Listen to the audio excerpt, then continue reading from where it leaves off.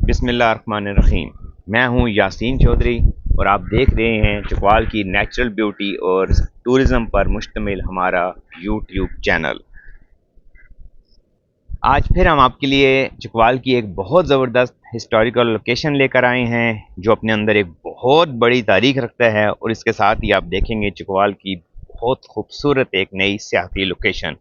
इस जगह को भी इस अंदाज में पहली दफ़ा दिखाया जा रहा है और ये है चकवाल का एक चौसैदन शाह तहसील के दूर दराज गांव मुख्याला, बल्कि जहां पे सड़क ख़त्म हो जाती है, एक ऐसे गांव मुख्याला में पाए जाने वाला एक किला जिसका असल नाम मुख आला यानी कि खूबसूरत शक्ल वाला आप उसे कह सकते हैं। ये वो किला है और इस किले की आज भी एक बहुत बड़े वसी और रीज़ एरिया में इसकी बाक़ियात मौजूद हैं और इसके बुर्ज मौजूद हैं और कम से कम 1 किलोमीटर अगर आप चारों जानब जाएँ तो इस किले का इलाका फैला हुआ है। इसकी दीवारें जहाँ पर इसके पहाड़ों में वो गारें जहाँ इसके सिपाही रहा करते थे, वो सारी जगहें इसमें काफ़ी हद तक इंटैक्ट हैं और ये एक बहुत बड़ी, जिस तरह आपने देखा कि एक बहुत बड़ी खूबसूरत वैली है। और मुख्याला जो गाँव है ये बज़ाते खुद इस यहाँ पर जो आप कह सकते हैं कि हिस्ट्री का जो जंजुआ राजपूत हैं जिनके यहाँ कई किले हैं, उनका एक पूरा 1800 साल कदीम शजरा और सब चीज़ें पूरी दुनिया में सिर्फ यहाँ पर मौजूद हैं। जिन साहब को भी आपने देखा, राजा अली अकदस साहब, ये अब इस सारे एरिए का लुक आफ्टर करते हैं। आखिर में हम आपको दिखाएंगे, ये देखें इसके तालाब कितने इंटैक्ट पड़े हुए हैं और यहाँ पर एक 900 साल कदीम बोहड़ का दरख्त भी आपको दिखाएंगे और जो डेरा यहाँ मौजूद है वो भी राजा अली अकबर साहब का, वो भी तकरीबन 700 साल कदीम है। तो ये अभी आप देखें, ये वो कदीम तालाब थे जो पानी के लिए भरे जाते थे और इस तरह इस किले की दीवारें, आप ये कह सकते हैं कि ये एक बहुत ही एक छुपी हुई दुनिया है जो कि नज़रों से बिल्कुल ओझल है।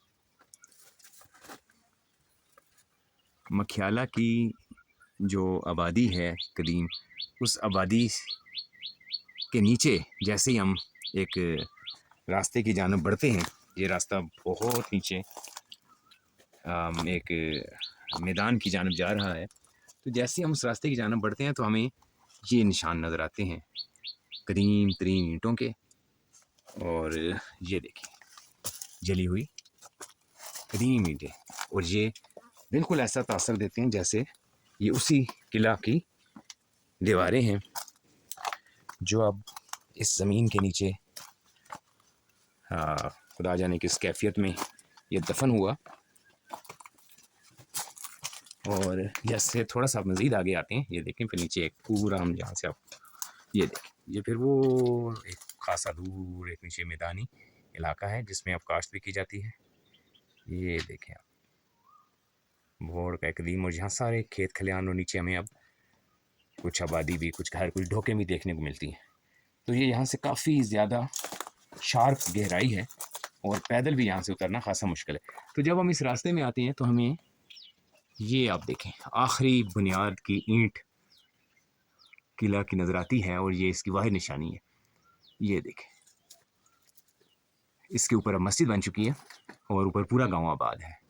तो ये एक हैरत अंगेज़ आप कह सकते हैं किला। ये देखें, ये खासा ऊपर जाके तो लकड़ी से जो एक लेंटर डाला जाता था वो डला हुआ है, और ये उस कदीम किले की आप देखें बुनियादें आती आती आती आती आती यहाँ पर आकर इस एक पत्थर से उस सैकड़ों हज़ारों साल कदीम कारीगर ने यहाँ से इस किले की बुनियाद शुरू की थी।